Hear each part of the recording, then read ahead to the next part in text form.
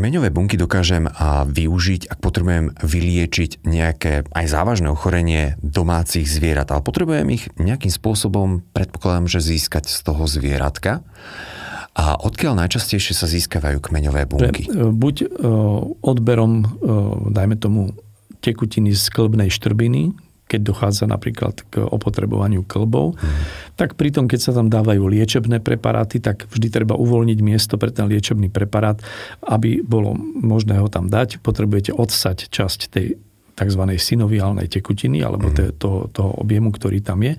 No a tento je už bohatý na kmeňové bunky, pretože to telo samotné má schopnosť alebo snahu regenerovať to poškodenie, ale častokrát nestačí tam. No a my keď takto získame kmeňové bunky, dajme tomu z tejto synoviálnej tekutiny, tak my ich vieme vyizolovať a dať do kultúry, do kultivačných fliaž v prostredí inkubátora, kde sú schopné sa množiť.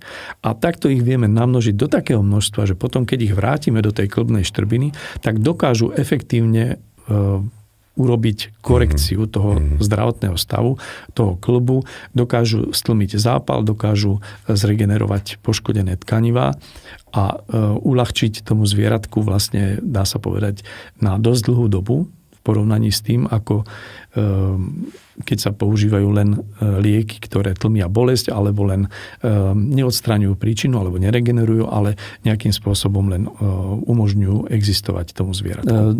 Druhý zdroj, ešte ktorý sme nespomenuli a ktorý my využívame konkrétne, je tukové tkanivo. Tukové tkanivo je taký rezervoár tiež kmeňových buniek určitého typu, ktoré sú schopné regenerovať pohybový aparát.